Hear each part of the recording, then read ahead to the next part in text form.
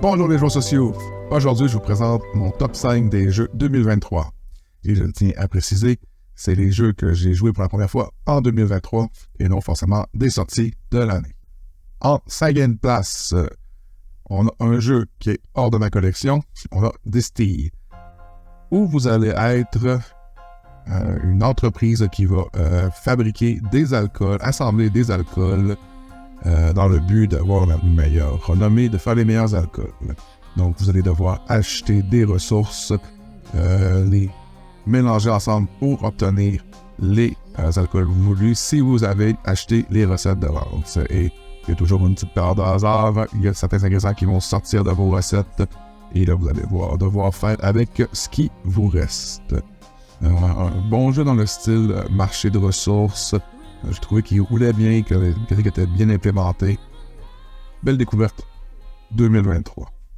En 4e place, Nemesis Lockdown. C'est la suite de Nemesis, donc un jeu de survie, d'horreur, science-fiction, où cette fois-ci, on n'est pas sur un vaisseau, on est sur la base de Mars et on doit réussir à survivre ou s'échapper de la base. Mécanique un peu différente de l'autre Nemesis, même si ça reprend la majorité des mécaniques. Cette fois-ci, on n'est pas sûr dès le début de quelle façon on va pouvoir utiliser pour sortir. Il y a un petit côté aléatoire sur qu'est-ce qui va arriver, parce qu'à la fin de la partie, il y a des équipes de Marines qui vont venir assainir la base, et si on n'a pas pris la bonne sortie, ben, ils vont nous assainir nous autres avec. En 3e place, Le secret de mon père. C'est un secret pour personne. J'adore les jeux narratifs. Celui-ci, c'est un jeu de placement d'ouvriers narratif avec une belle atmosphère dans le style de Frankenstein. On est les héritiers d'un savant fou qui retourne dans son manoir et qui doit parachever sa grande expérience. Faut aller, on a différents types d'employés, notre personnage qui peut aller un peu où est-ce qu'il veut, un Igor qui lui ne peut pas aller en ville chercher des ingrédients parce qu'il fait peur au monde, des servants et une moitié, donc un conjoint ou une conjointe qui généralement n'apprécie pas trop les faire des expériences, ça leur fait perdre leur santé mentale. Donc il faut tout composer avec ça. Il n'y a pas vraiment de mécanique de blocage, ce qui fait qu'il n'y a pas de côté très frustrant de « Ah, t'as écrit la ressource avant moi, là, je suis bloqué ». Puis le jeu se déroule sur 3 rounds de 3 générations, ce qui fait 9 rounds au total. Il y a un système de passation des connaissances qui fait qu'on des fois on perd un peu ce qu'on avait fait dans la première et deuxième génération, donc il faut planifier ça aussi. C'est un jeu avec une belle narration, il y a des petits changements qui vont découler au fur et à mesure des choix des joueurs. Le jeu vient avec 3 scénarios et il y a à peu près, je pense, 6 ou 8 fins différentes pour chaque scénario. Donc, si vous aimez être plongé dans une belle atmosphère, Le secret de mon père. En 2e place, Les aventures du rail, la légende de l'Ouest. C'est un jeu type Legacy et si vous me suivez, vous savez à quel point j'aime les Legacy. C'est comme suivre une merveilleuse série. Dès qu'on a fini une partie, on va en faire une autre pour voir ce qui va découler. On est toujours hypé à la fin. Ça déroge pas. Je suis pas un grand fan des aventuriers du rail à la base, avec la mécanique des cartes qui fait que des fois, un petit coup de malchance fait que tu es bloqué tout au long de la partie. Et si vous nous avez suivi en stream, vous savez à quel point le hasard ne m'aime pas, que ce soit aux cartes ou au dé. Dans celui-ci, ils ont mis des mécanismes qui fait que tu peux un peu gérer ta malchance. Si tu perds une partie, si tu es le dernier au pointage d'une partie, tu vas avoir un petit avantage à la partie suivante. Ils ont rajouté des événements.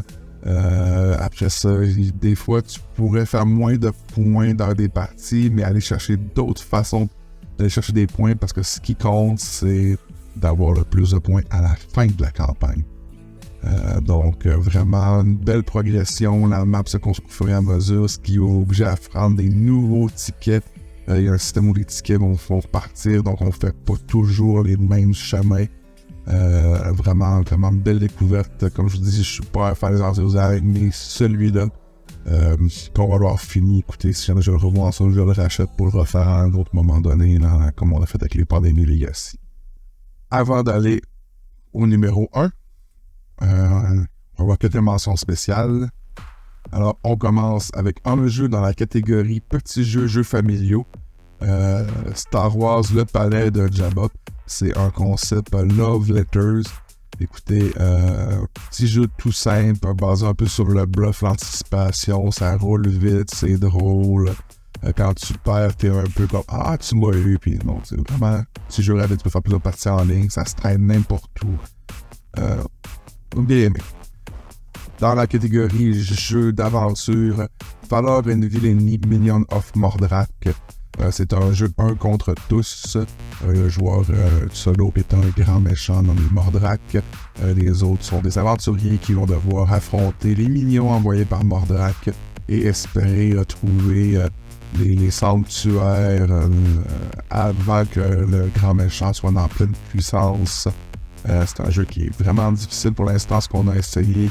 Le méchant semble vraiment favorisé. On a fait ça en petit groupe peut-être. Si on est plus nombreux contre le méchant, ça peut changer la donne. Mais sinon, ça reste des belles parties. Les personnages ont des belles progressions de puissance, autant chez le méchant que chez les aventuriers.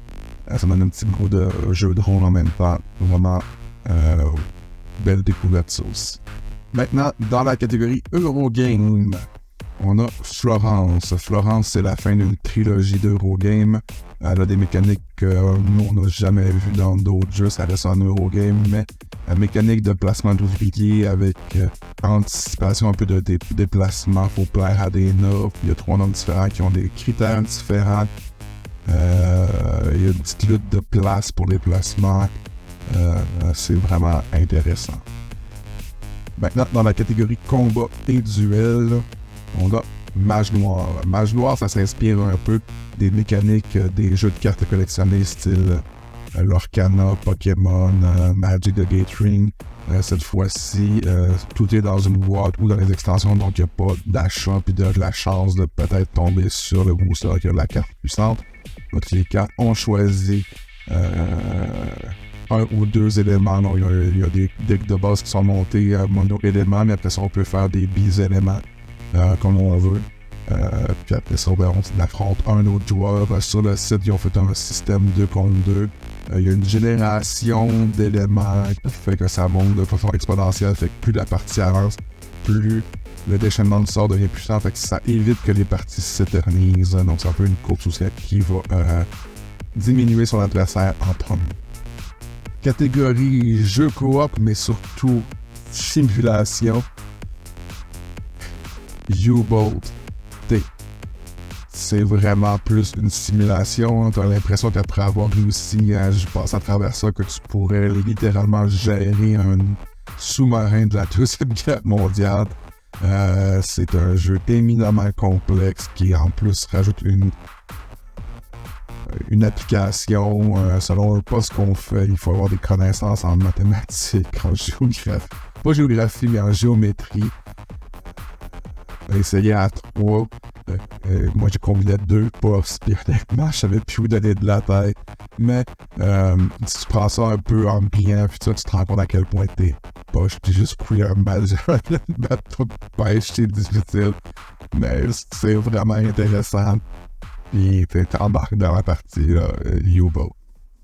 Et maintenant, en première place, deuxième place, c'est un Legacy. Donc, la première place, qu'est-ce que ça peut être?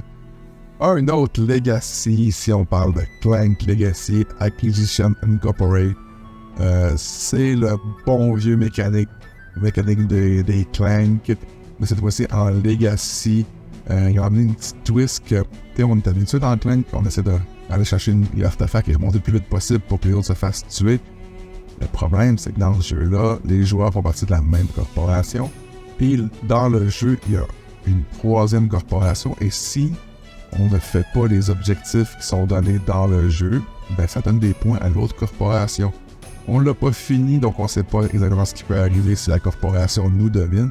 J'ai un peu le pressentiment que ça peut achoper la campagne. Donc On essaie de pas trop nuire à l'autre, qu'on va plus miser sur aller chercher beaucoup de points, mais il y a toujours le bon vieux dragon que plus tu vas chercher de choses, plus il devient en colère, ça devient difficile. Il faut jumeler entre la vitesse et pas trop nuire à l'adversaire. En plus de ça, il y a des côtés narratifs, il y a des choix à faire.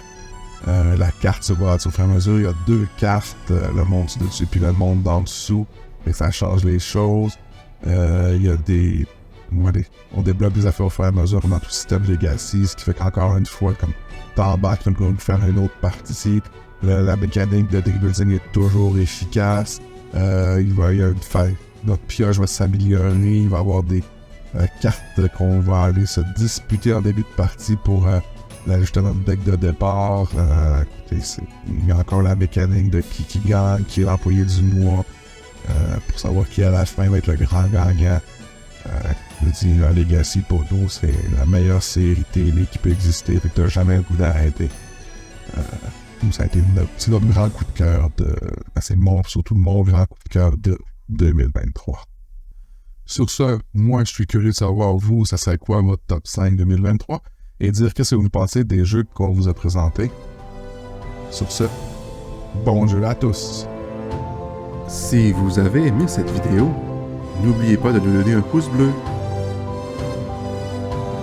Vous voulez en voir plus? Abonnez-vous et activez toutes les notifications pour être informé lorsque notre contenu est mis en ligne. Parce que on est plutôt chaotic good sur YouTube. On vous propose d'autres vidéos dans le même style, à gauche et à droite.